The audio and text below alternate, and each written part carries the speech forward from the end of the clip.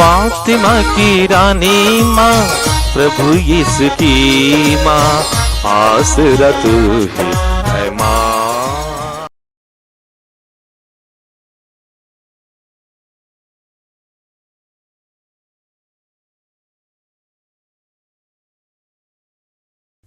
पहला पाठ नबी इसायास का ग्रंथ, अध्याय 2, पद संख्याएं 1 से 5 तक।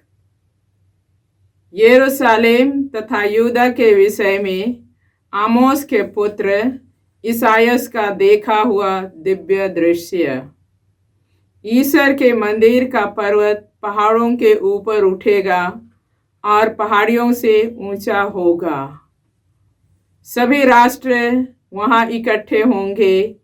असंख्य लोग यह कहकर वहां जाएंगे, आओ हम प्रभु के पर्वत पर चढ़ जाएं, याकूब के ईश्वर के मंदिर चल दें, जिससे वह हमें अपने मार्ग सिखाए और हम उसके पथ पर चलते रहें।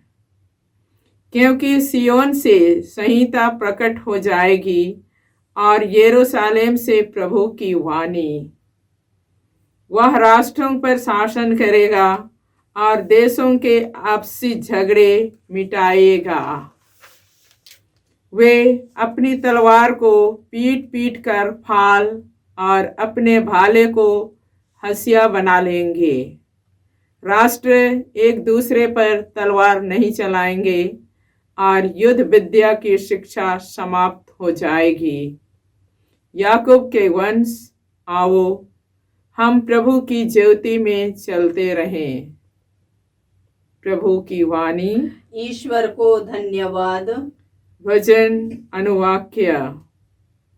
मुझे यह सुनकर कितना आनंद हुआ, आओ हम ईश्वर के मंदिर चलें।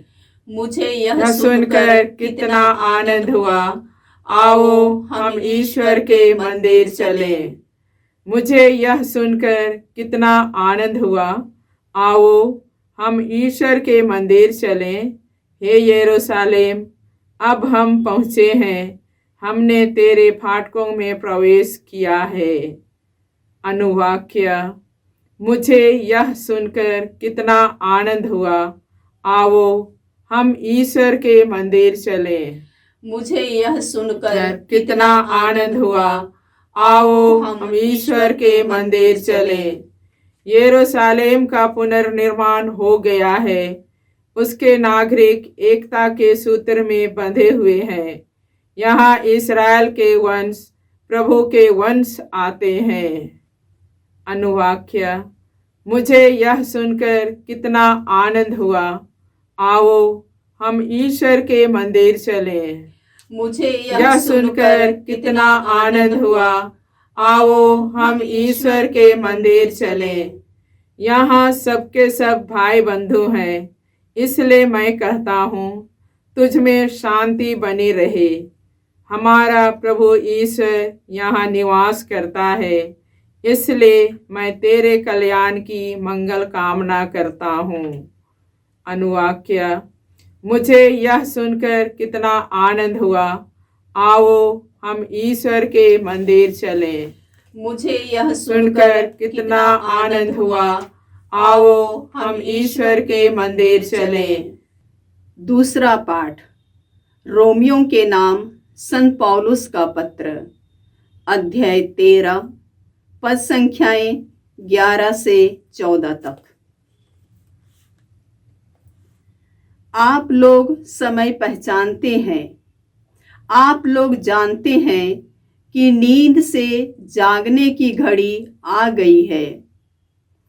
जिस समय हमने विश्वास किया था, उस समय की अपेक्षा अब हमारी मुक्ति अधिक निकट है। रात प्रायः बीत चुकी है, दिन निकलने को है। इसलिए हम अंधकार के कार्यों को त्याग कर ज्योति के अस्त्र शस्त्र धारण कर लें।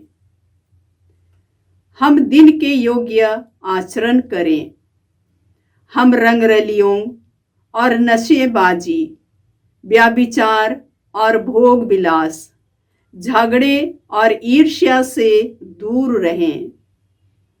आप लोग प्रभु यीशु मसीह को धारण करें और शरीर की वासना तृप्त करने का विचार छोड़ दें। प्रभु की वाणी। ईश्वर को धन्यवाद। जय घोष। आलेलुया, आलेलुया। हे प्रभु, हम पर अपनी दया प्रदर्शित कर और हमें मुक्ति प्रदान कर। आलेलुया।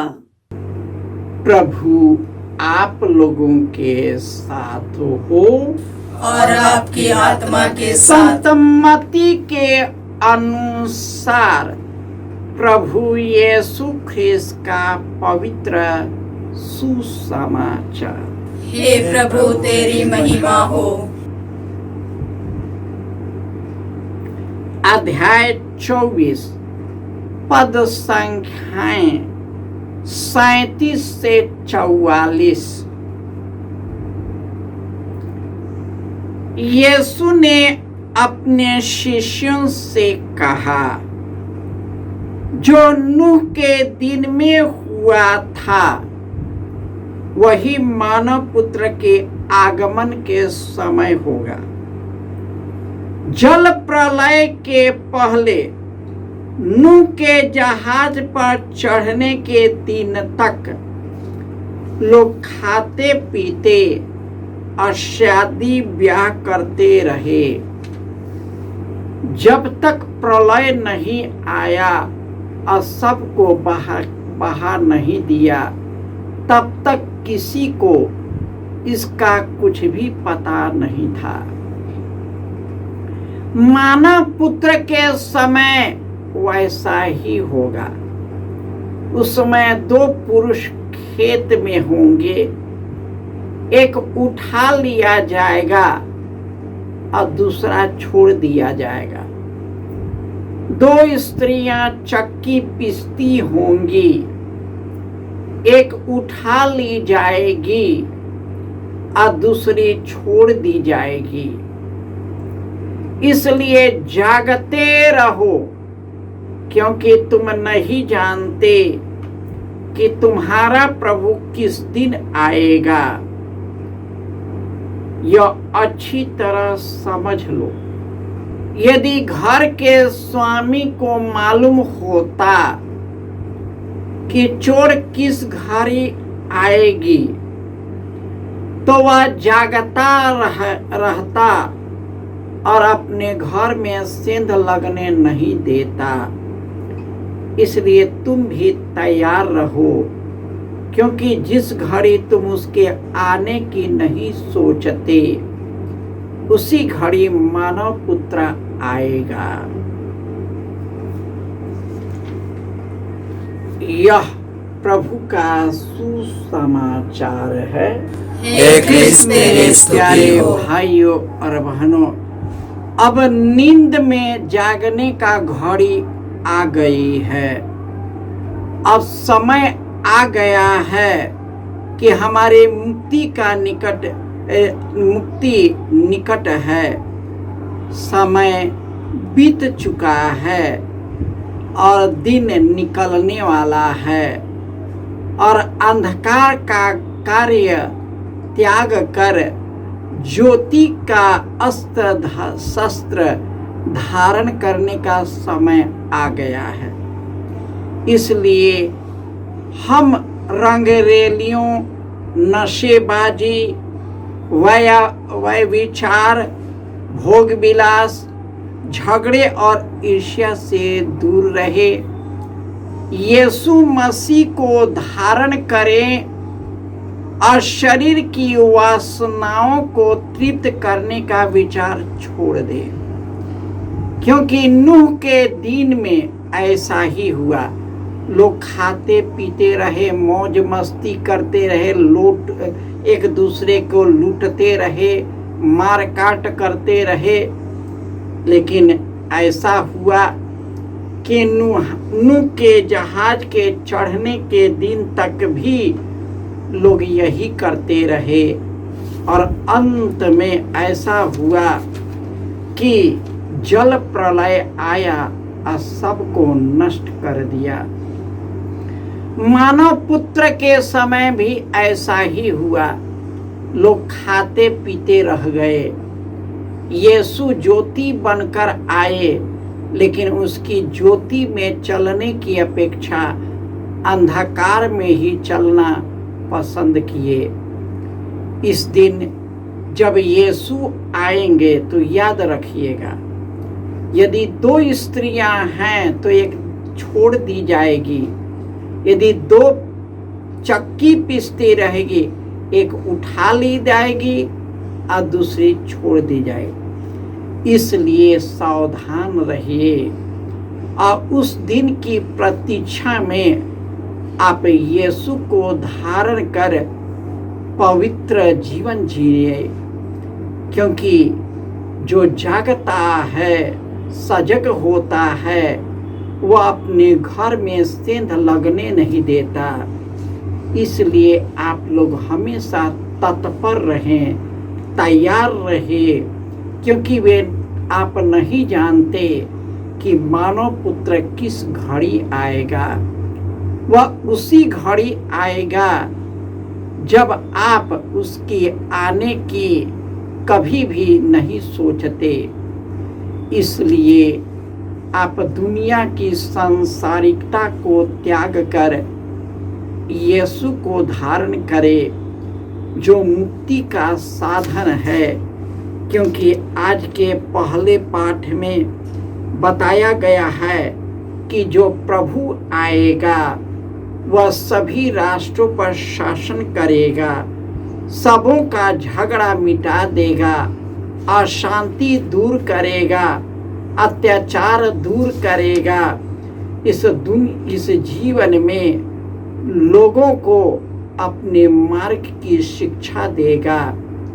और वही प्रभु यीशु इसी वचन के द्वारा इस दुनिया में आए और फिर वे हम लोगों को अपने पास लेकर जाएंगे, ताकि उन्हीं के द्वारा जीवन मिले, अनंत जीवन से भर जाए, अनंत शक्ति से भर जाए और इस तरह सदा आनंदित और खुशहाल रहे।